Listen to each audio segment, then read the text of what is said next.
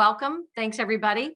I am Joan Barrett, the President and General Manager here at WCNC Charlotte, and we'll get started today. So we had a couple good sessions yesterday. I hope some of you are rejoining us. And today we want to talk about all things digital and all the digital efforts and products in our newsroom. And our esteemed digital director, Blair Schiff, is going to take you through that. And I'm going to let Blair start off and have her introduce herself. Thanks, Joan. So hi, I'm Blair Schiff. Like Joan said, I'm the digital director here at WCNC Charlotte, and I'm just really excited to introduce you to the digital journalism field. It's a diverse field full of lots of skill sets, and we'll talk about those things, and I'll make sure to leave a lot of time for questions if you have any. But first off, I have to thank our amazing partners who've made this possible, so claps all the way around. Let's get started if we could. Sure, many of you want to know what makes a good journalist. Let's watch a silly video to help you.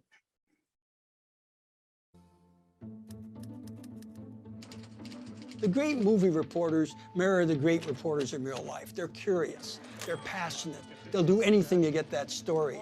They'll fight any obstacles to get the story and be first. Listen, Gertie, this is a newspaper. We go to fires here. They're smart, they're skeptical, they're curious.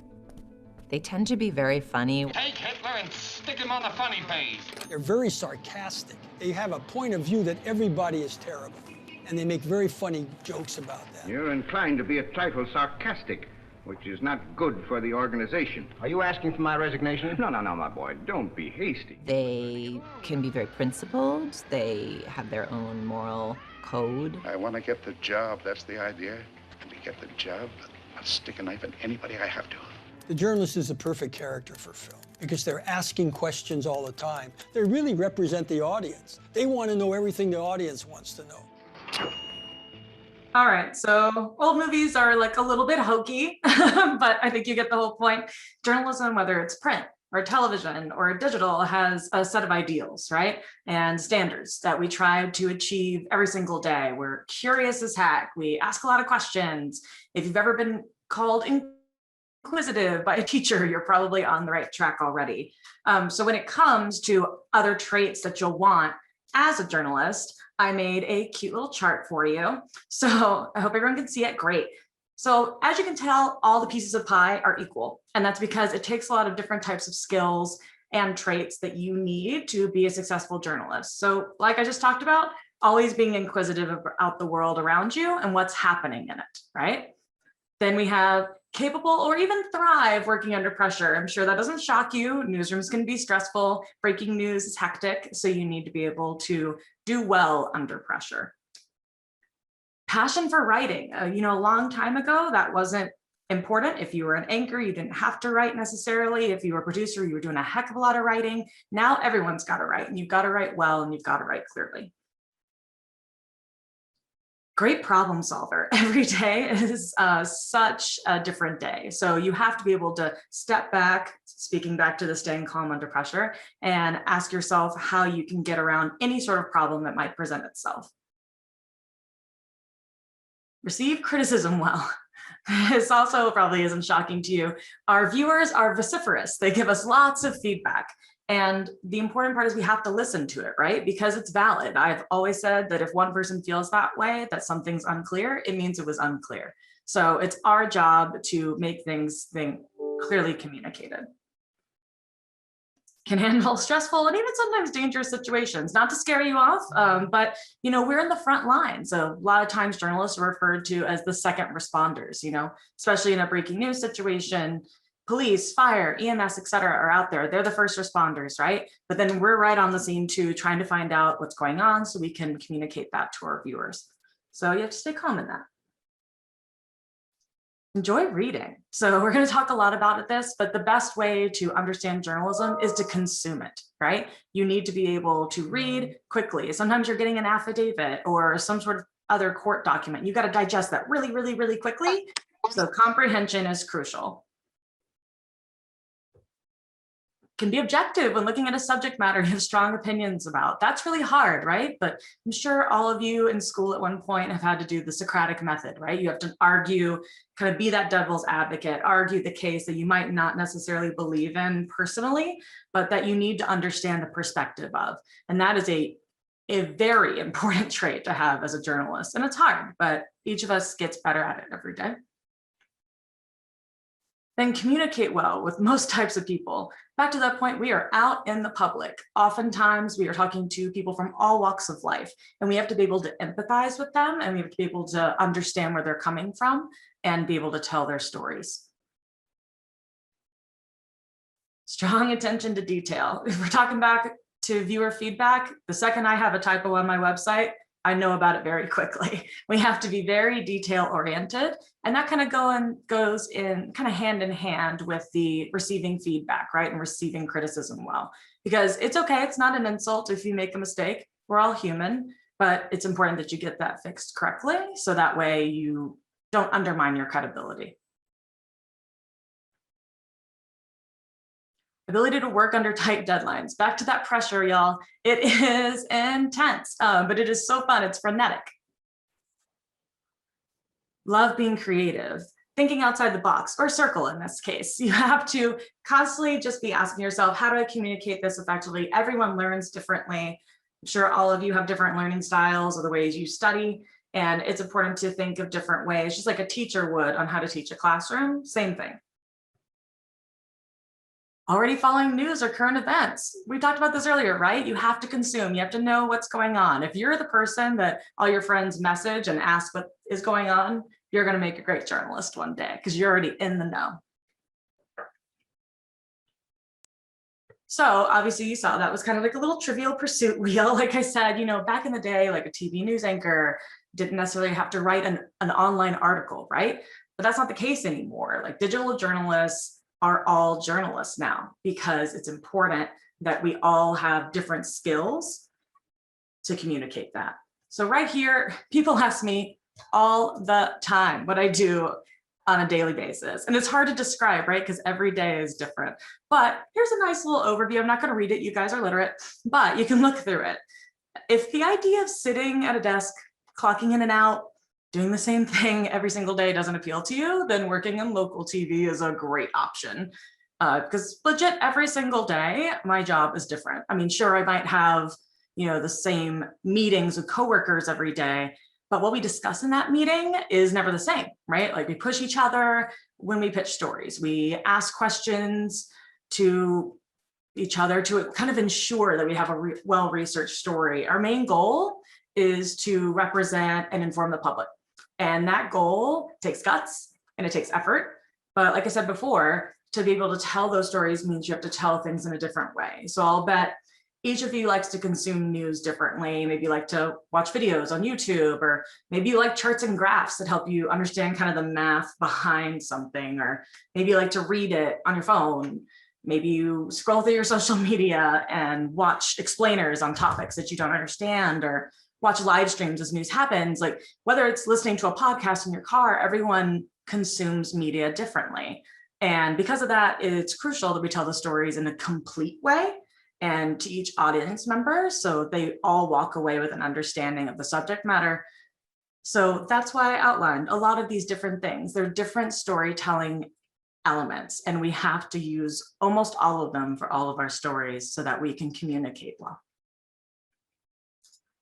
Well, I might have made it sound a little stressful. A lot of people are wondering, is it fun? And yeah, it's super fun. It's kind of like that adrenaline you get, like after you ride a roller coaster, or maybe after you watch a scary movie, depending on what you respond those to. Or, oh man, after you turn in a paper, like if you've been procrastinating and that like relief you feel, it's legit like that every day. And the pressure, like I said, can be intense. I'm not gonna lie to you, but the pressure is important because it's so important we get the story right. It's really, really crucial that when people watch our newscasts or consume our story online, they understand, they go away smarter. Every day we're helping people feel more informed and smarter. So that's what we're here to do, is to help them. So if I've piqued your interest at all, you have to ask yourself, like, what are some first steps that you can take to become a journalist? There's a lot of different things, and it could be as simple as being that recorder, right? Being the person that's always taking pictures or always shooting video or always just like taking notes for your friends, like watching the news. That is so important. It's just like studying, right? You can't be good at something if you're not consuming it.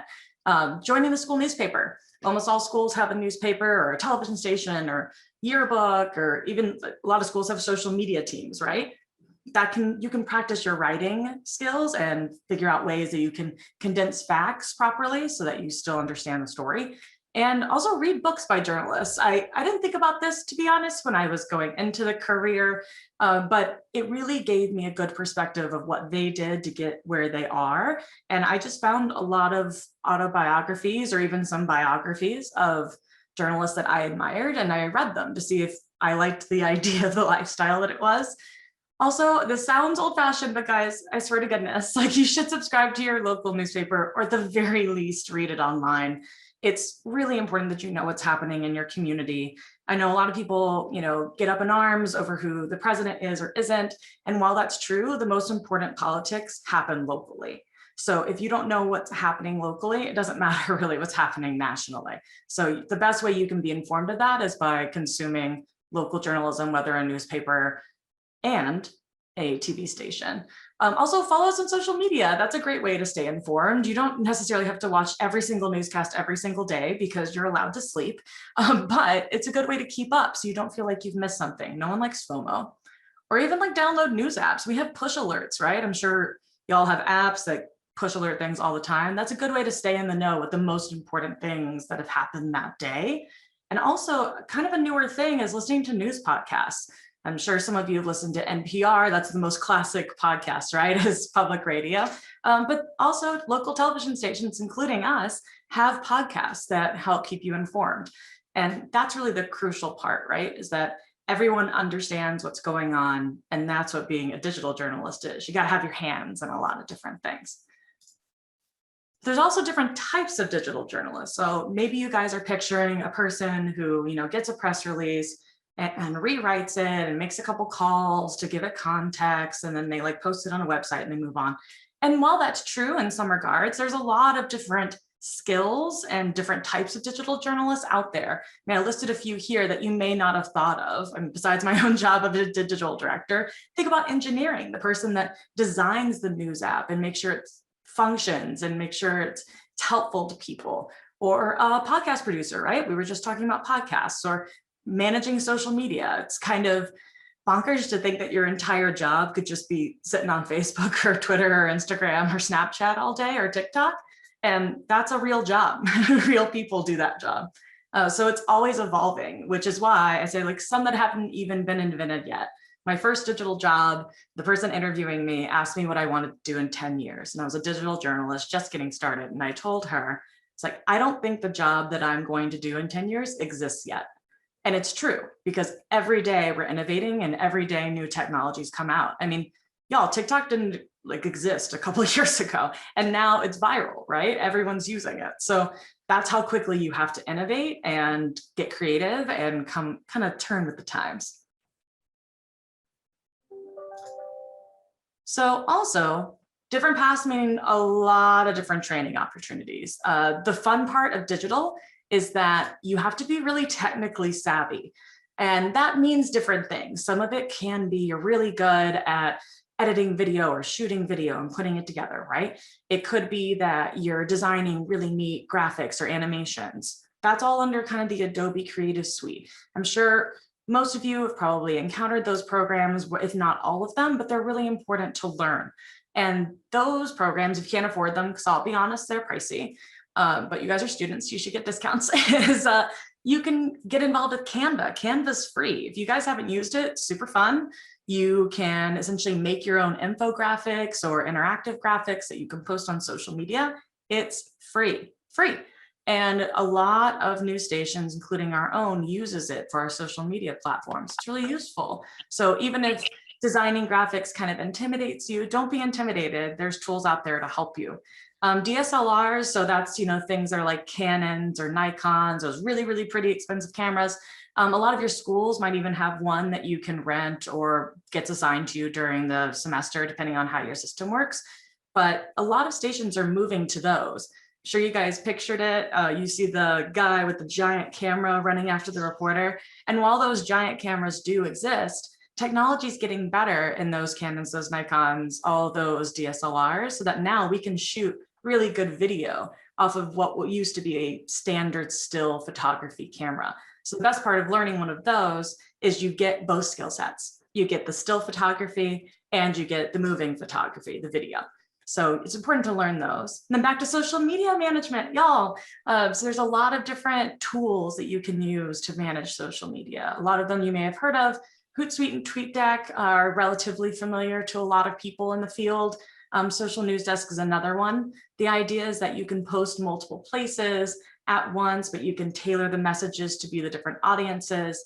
I'm sure it's not shocking, but the audience on Twitter is different than the audience on Instagram, is different than Snapchat. So you don't want to just post the same darn thing across all platforms because it's a different audience. So you have to sometimes take that content you created, step back, and ask yourself, oh, how would it fit best on this platform? Is it better as a video? Is it better as a photo? Is it better as just a link?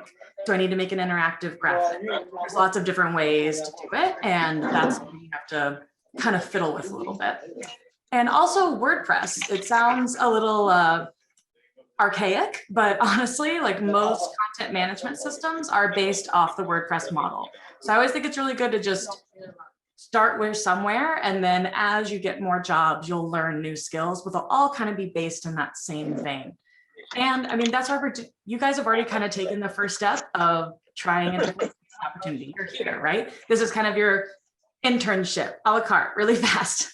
So that being said, that's a good opportunity. Ask your local news station if you can get involved. See if might be helpful. And also enroll in right? So Jump in. Nia, there you go. Thank you. Okay, sorry. all good. So you should enroll in your school programs. I listed a few that you may already have at your schools, whether it's the newspaper, the radio station, the TV station, whatever. Get involved, because besides having like a good gut reaction of what makes a good, important story, like in some ways, journalism is a trade. Like it's really important. And I'm really glad I went to journalism school because I learned really crucial skills, but it really is a trade. Like you learn on the job. I'm sure there's a lot of different skills that you guys have mastered in your schooling thus far that sure you understood it conceptually, but until you got your hands on it, until you tried to, you know, carve something in shop or whatever, you didn't really understand it. Journalism is very similar to that. So another cool opportunity that I want to talk about is once you guys graduate from college, we have this really neat program. So Tegna is the parent company of WCNC Charlotte. So it's like the company we report to, for lack of a better term. And they have a really intensive, incredibly immersive program called the Producer in Residence program. So the idea behind it is 40 college graduates get stationed, if you will, kind of like the Peace Corps, across 20 Tegna stations all over the country. And they have a 2-year-long program. So it's really neat. We're taking applicants in October, just in case you're about to graduate. I wanted to let you guys know about it. But the idea is you become a true multi-platform journalist. So you do kind of an exploratory reel of on-air producing, learning how to write for shows, learning how to help anchors understand the story. And then you also learn digital, which is my avenue, right? We're teaching you how to write. We're teaching you how to crop photos. We're teaching you how to edit video, teaching you how to post on social media.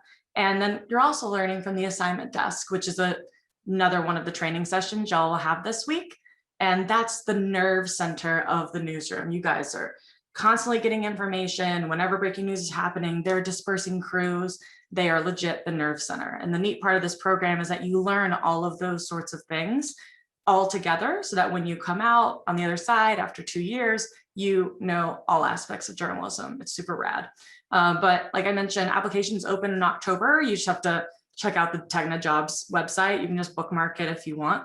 But it's pretty cool to have a job when you graduate. You guys know that. It's the stressful part, right? You know, graduation's coming and you're wondering if you're going to get hired. This is a great opportunity to get involved and also get that training that you need to become the best journalist possible. And just to clarify, you can come out now, Steph. It's basically a 2-year contract or agreement with the station you're at. And it's a job and you get paid like it's a real job. And then the hope is that you move into a permanent position at that station in the course of that 2 years. And then if not, that you would move to maybe another Tegna station that had an opening at the end of the 2 years. So keep your eyes, if you think you are interested in digital journalism or television producing, assignment desk, those areas, that's a great program for rising seniors to be looking for at the end of next October. So good job, Blair. What we're going to do now is we'll take some questions. And the way we do this is you just post in the chat. You can either post your question, and our wonderful brand manager, Stephanie Mackey, who's facilitating this, will read the questions, or you can just say, I have a question, and Stephanie will call on you, and that way everybody's not stepping on each other. So we will open it up for questions. You want to start with Kiara? Kiara, do you want to come off mute and ask your question? Sorry if I pronounced your name wrong. It's okay. So obviously when it comes to digital journalism, there are so many different things that you can be a journalist for, right? So is there really a difference between being a journalism for something like generic news or sports or entertainment? Because I want to be a social media manager or something for a for anime or something like that. Is there really a main difference? I mean, no, I would say that the biggest difference when it comes to social media management specifically is just the product that you're trying to communicate, right? So that's the biggest difference. Obviously, when it comes to a brand, if you were working for a brand, and Stephanie could probably speak even more to that of brand management aspects, but you have a perspective, if you will. You have a brand you're trying to enhance, and that's where it really differs from journalism and news, because we have the truth, right? And so we're trying to get information and the truth out as fast as we possibly can to keep people safe, keep people informed. So I would say that's the biggest difference. But in the sense of skill set, what works on Facebook or what works on Twitter, that at its crux, no. But I would say the most important part is understanding your audience, who's actually consuming that brand, who's actually watching that show, whatever that is. That would be the biggest difference there, because obviously the people that might love anime, for instance, or manga or something might be different than the people that watch 60 Minutes, so those might not be the same audience. There might be a Venn diagram overlap there, but that would be the biggest skill set difference, is knowing your audience, but the tools themselves are the same. Okay, thank you. Thank you. The next one is from Julie. She thanks you, Blair, for your presentation, answered a lot of questions. What programs would you recommend for students to get started with their portfolios? Sure. So if we're talking about programs as in technology programs, or, and you can clarify in the chat if you want to, Julie, but I'll just summarize in case that's the assumption. Like I mentioned, Adobe's really big. Get into social media management tools. Like I mentioned, Hootsuite and TweetDeck. There's a lot of them. You can legit just Google social media management tools and 14 different options will pop up. They're all essentially the same thing. So I would say that's really big. And then also, honestly, writing, one of the biggest, it's not a program, but it's a really good skill. I used to practice because I'm a big nerd. I used to see an Associated Press article and I would practice rewriting it in my own words and see, so that way I could get better at writing. I already knew they wrote it well and I knew all the facts were there. But writing, no matter what field you go into in journalism, is so important. It's a different type of writing and different style of writing, of course. But even though that's not a program, that's really big. But any of the Adobe programs are really crucial. I would say video editing wise, they're all very similar. All nonlinears are really similar. I would say look into Final Cut. Outside of Premiere, it's the newest Final Cut is very different and a little challenging. And if you can corner that market, you would be very much desired, because a lot of people that have been kind of old-fashioned video editors were really thrown for a loop when they changed it. So that's definitely some programs to get started. And you know what? I'm going to echo one thing Blair said about writing. The other thing is rewrite, but learn how to write quickly. I find with a lot of graduates, it's a very slow process still, right? And it takes a long time to write a 30-second or a couple paragraph story. And you're going to want to get where you can do that in 5 minutes. And so some of the practice is learn how to write quickly. Yeah, that's a really good point, Joan. Something I would work on with our past producers in residence actually was I would time them because you have to work under pressure, right? So the first time I gave them an assignment, I gave them a press release and I said, rewrite this into a story in 25 minutes or whatever the heck. And then every time I gave them an assignment, I shaved off 2 minutes. And then eventually I'd get them down to 5 minutes and they were so excited. And then I'd show them the first one they wrote using that full freaking 25 minutes. And they're like, whoa, I didn't need to take that long. It just takes practice. And she's right, you know, that pressure, especially in breaking news situations, you need to get that information on air right now, online, and you need to make sure it's accurate and clear. And getting that quickly just takes practice, right? All right. So the next question, this came to directly to me, but I think it was meant for everyone. My question is, how do you stay unbiased or unemotional during a sensitive topic, and how do you stay on top of time with writing an article? Ooh, oh my golly, such good questions. I'm going to take that in reverse order, just since we were just taking for writing, we were talking about that. So how do you stay on time? Honestly, that trick that I just went through is so big, like just push yourself, push yourself, push yourself. I would say just that, unfortunately, as a practice makes perfect. I wish I had a secret besides that, but it really is just, it's practicing. It's just like the first paper you wrote, you took forever and probably waited until the last minute. You can keep the last minute thing, just like don't take forever. So that's probably that trick. When it comes to unbiased and unemotional, which I believe was the summary of that question, you know, I don't think anyone can ever be unemotional. I think we're all people. And I think actually the pillar of journalism is compassion. So to me, I try every single person that I speak to on a story, or even people that I work with, right, that are in my department, I try to always lead with compassion and empathy. And sometimes that's hard. And sometimes that will tug at your heartstrings. I have covered so many stories that I still am very saddened by, right? But especially in the light of tragedy, the most important thing to do besides inform the public is to tell people's stories. You know, I've unfortunately had to cover a lot of mass tragedy events. And while yes, like the information is important to get out, the most important storytelling there is to use the emotion of those people, to convey it, to be able to tell these people's stories and communicate their lives to the public. Because I think each and every one of you have probably seen a movie or even something like dramatized like that and identified with that character. And I think everyone goes through some semblance of grief in their life. And sometimes it helps to know that you're not alone in that process. So I don't think you can ever take emotion out. I think it's more just checking your emotions. And, you know, I can't be in the middle of a broadcast and start crying. I shouldn't, because then the story suddenly becomes me. And I'm not that story. The subject matter is the story. So for me, it's kind of that, like if you were in class or something and you're trying not to cry, it's kind of like that. You're kind of choking it back. Not that everything's sad. There's other emotions too. There's anger, there's frustration, but that's the best comparison I can give you there. And from unbiased, I mean, that takes practice, right? Especially when you're passionate about something. And there's some things where, you know, certain sides are just wrong, you know, like hate is wrong. There are some things that are innately wrong. But beyond that, I think it's just important to understand people's perspectives and why they came there. And asking the question why sometimes helps you be empathetic and helps you understand where they're coming from. Because if you don't know everyone's life and you don't know their backstory, and I think it's really important to figure out why they came to that conclusion and why they're passionate about something. And I think that's kind of our job too, is just, the story is not me, right? That I am never the story. Story is the person that I'm trying to tell the story about.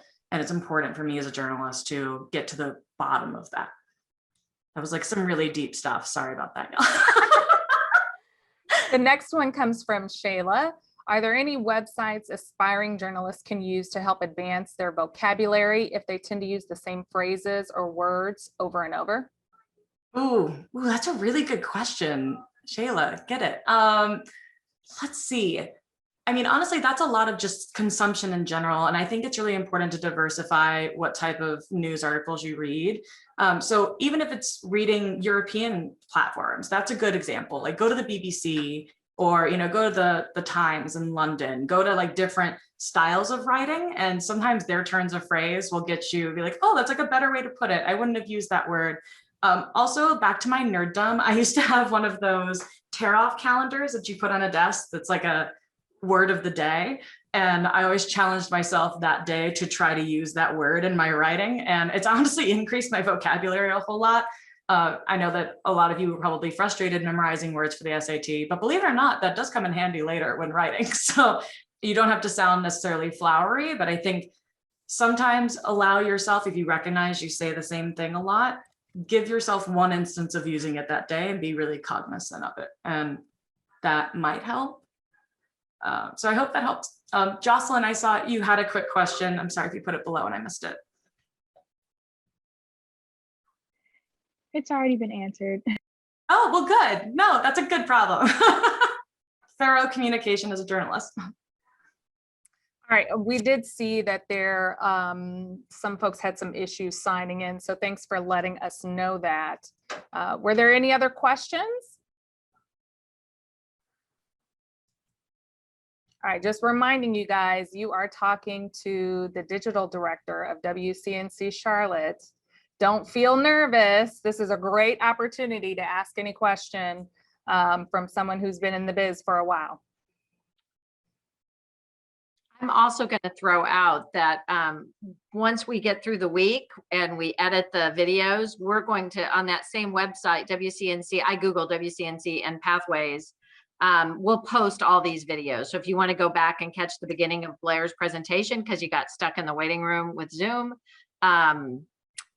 you can do that. So that'll be open to you as well. Sorry about that. We don't see anybody in the waiting room. So gotta love Zoom. Love it and hate it. So as we're waiting for more questions, I have a question for y'all. I'm curious if you'd be willing to put in the chat what news entities you consume every day. Are there news apps you use? Put that in the chat. I'm just curious. Ooh, Shayla, that's another good question. Any tips on how to become more confident as a writer? Ooh, man, that is also back to the practice. I would say confidence is a lot of just manifestations of our insecurities. And you have to just realize the confidence relies on the facts, right? As long as you answer the W's, right? The who, what, where, when, and whys, then you are a good writer, you know? And then it's just honing in your voice. A lot of times, I'm sure you guys have used this before, but you have like the speak to text on your phone. Sometimes the way you talk is even better than you write. And a lot of times I'll just do a speak to text and I'll just kind of narrate what I think the story should be. And then I'll go back and I'll read it and then I'll tweak it from there. And that actually helped me boost my confidence a lot because I saw that I was good at communicating. I just needed to like get better at writing it. I was always better at talking than I was at writing. So that was one way that I've boosted it in the past, and that was helpful. And I think it's what Blair said earlier, right? It's a practice and it's practice for speed, right? And then have other people edit and critique your writing. You know, can be friends, could be teachers, can be anyone. Get a mentor in the business who might review your writing once in a while. You know, that maybe graduated last year, but just do it. And I'm watching the feed here of what folks are using for, getting their news. And I'm just going to strongly say to you guys, I know social media is where you get a lot of your news, and please do not rely on social media for your news. You know, that there's a whole, you've got to consume good content to be good journalists and good writers. So, get a subscription to the Washington Post or the New York Times. They run specials. I think my Wash Post subscription is like $3.50 a month. Local newspapers, local TV stations, get on their pages. And you know how Facebook works too. Everything doesn't show up in your feed, and Twitter is so, unless you're on Twitter 24/7, you'll miss half of it. So you need to do some of the things Blair talked about earlier, is sign up for push alerts, download apps, consume the product, start becoming a consumer of the things that you want to join. See, we're seeing here $1 a month for digital New York Times for first year and students. So there you go. Nobody should have an excuse for not having the New York Times app. And you know what I do is sign up for the emails that then will come into my email with their top 5 stories, and then I click on the stories and read them. So be consumers of journalism. I think to reiterate on the social media thing, to me, I'm okay with you finding out news on social media, but I think the crucial next step is what we're missing as a society, and that's checking the news. A lot of people find something on social media and then they share it. And you wouldn't do that in real life. Like if someone just like whispered something to you that was like super sketch, you wouldn't be like, I'm gonna go tell everyone about it now, because like your reputation would be online, right? You would end up looking, for lack of a better term, like a liar. You would corroborate that either like straight from the horse's mouth or somehow else. So I have no problem with you finding out or getting informed via social media that something's happening. I want to be clear there. But I do think it's really important that we rise up, right? That we do the next step, that we do the real research, because guess what? If you went, whoa, on social media, it might not be true. And like you could check that. And the best way to do that is by what Joan was saying, finding good sources that corroborate that information. It's very rare that something's on social media for more than 10 minutes without some news outlet knowing about it. So just check on it and make sure to check those sources too. You guys are savvy people, so this won't shock you, but you know, there's a lot of websites out there that are designed to look like news websites, but they are not news websites. So a lot of those times it's finding your trusted sources or doing research on those websites. And it's annoying. It's 2 Google searches, but y'all are fast. You can do that, you know, and taking those 5 seconds extra, 10 seconds extra, heck, even a minute are so much better than sharing something that's improper and wrong. So I would say those things are really important to do that. You know, I'll do I'm going to do a gratuitous plug for Verify. That's something Tegna started years ago, verifying social media claims, and it's in a lot of our newscasts, but they've hired about 20 people for a Verify team. And there's a Verify This website, and you can also sign up for that newsletter. And you'll get a newsletter every day, kind of the stuff you're seeing in social media and whether it's true or false. I personally spend a lot of time posting from other real journalism sources on my friends' Facebook and social media pages on things that are true or not true. I'm like, well, that's not really true, you know, because I see it as part of my mission to help inform and educate, right?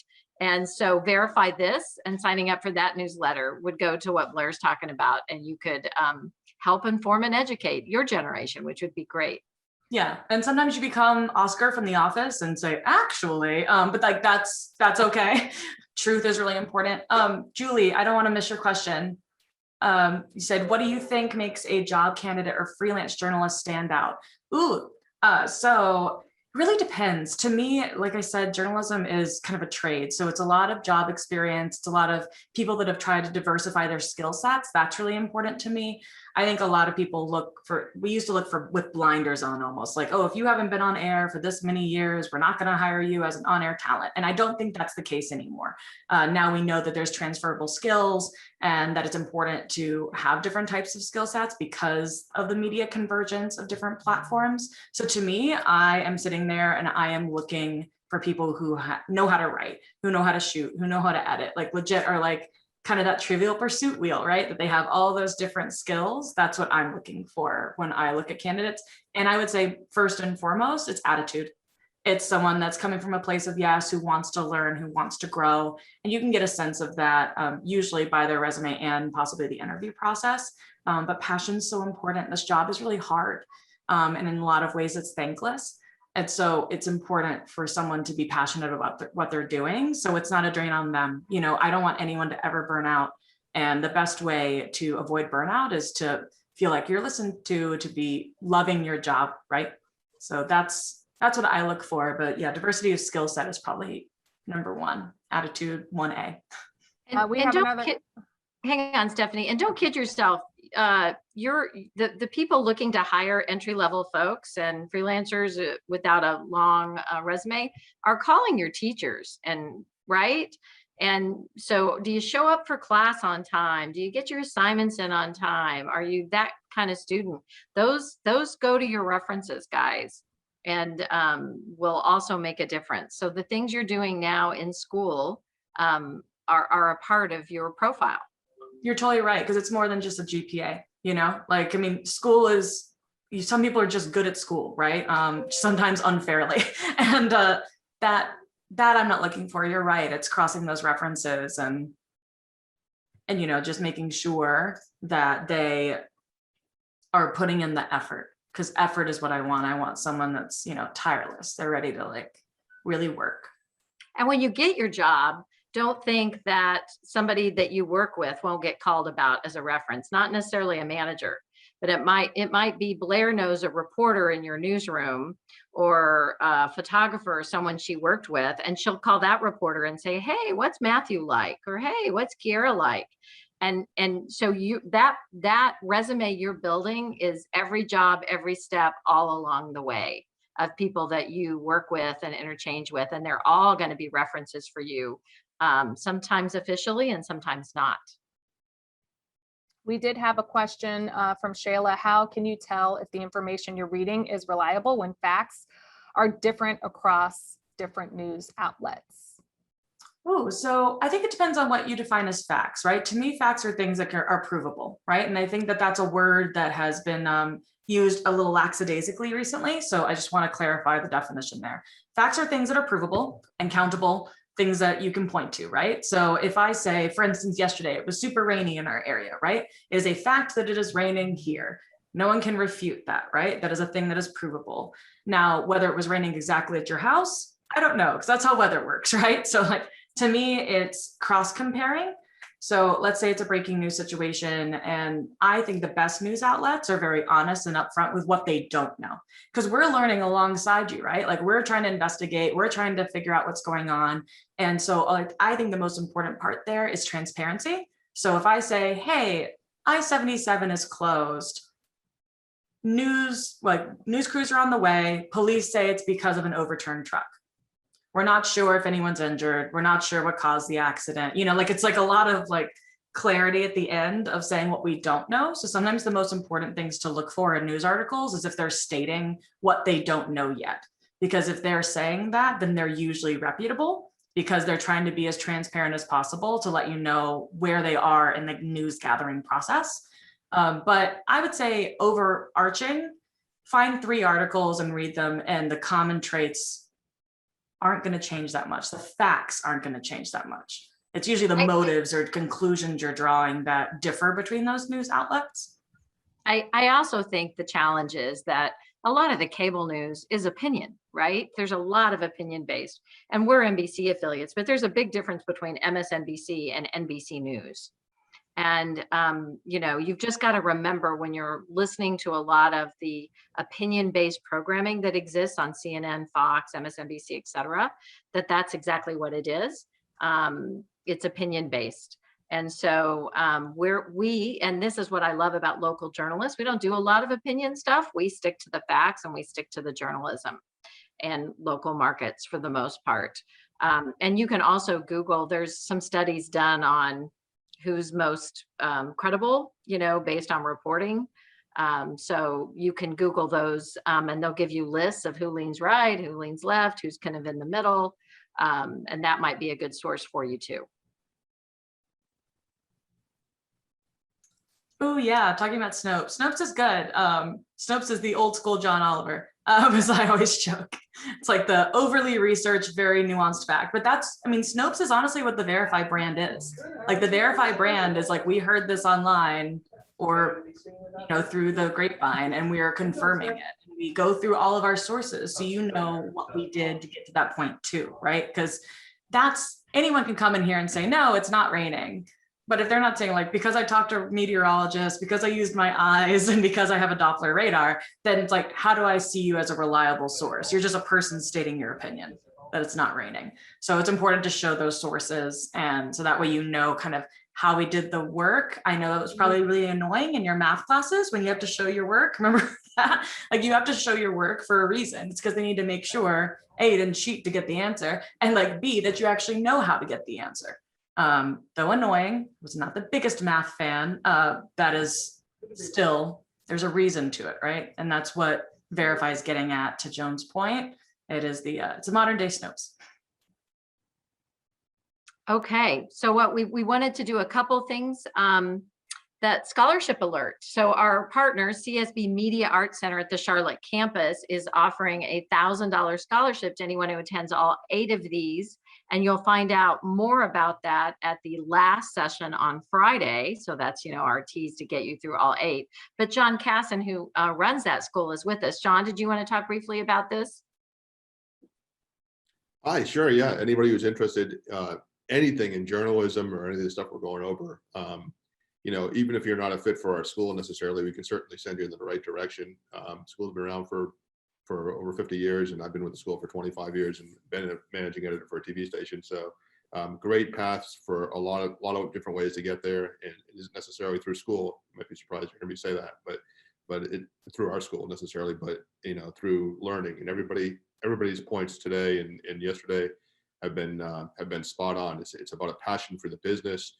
It's immersing yourself in journalism. It's immersing yourself in reading. It's immersing yourself in the kind of listen, learn, and lead approach. And there's never been more opportunity and more different platforms for media that I've seen in a long time. So it's nice to see some, especially from younger people, participation in that.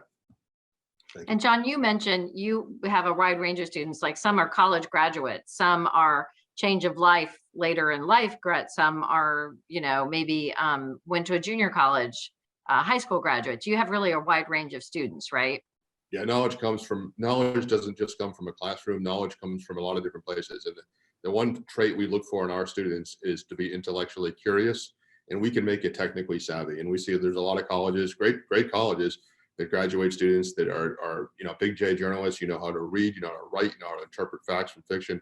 But sometimes nowadays with multimedia journalism, there's a strong need to be able to shoot and edit and do digital media like today, and be able to to qualify that by having a portfolio. So that's kind of where we specialize.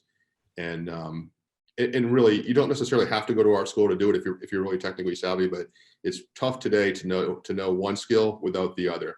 If you can shoot and you can edit, but you don't understand how journalism works, your shooting and editing can sometimes not be exactly what's being looked for, and vice versa. If you can write well, writing well is great, but if you can't, back that up with the B-roll and the A-roll to match it, you struggle. So that's what our school is all about. Thanks, John.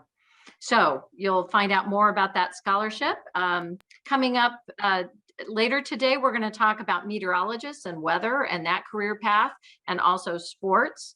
Our Ashley Stroheim is a great example. She went to become a teacher and decided after some years she really wanted to move into journalism, attended John's school, CSB Media Arts Center, and is now a sports journalist for us.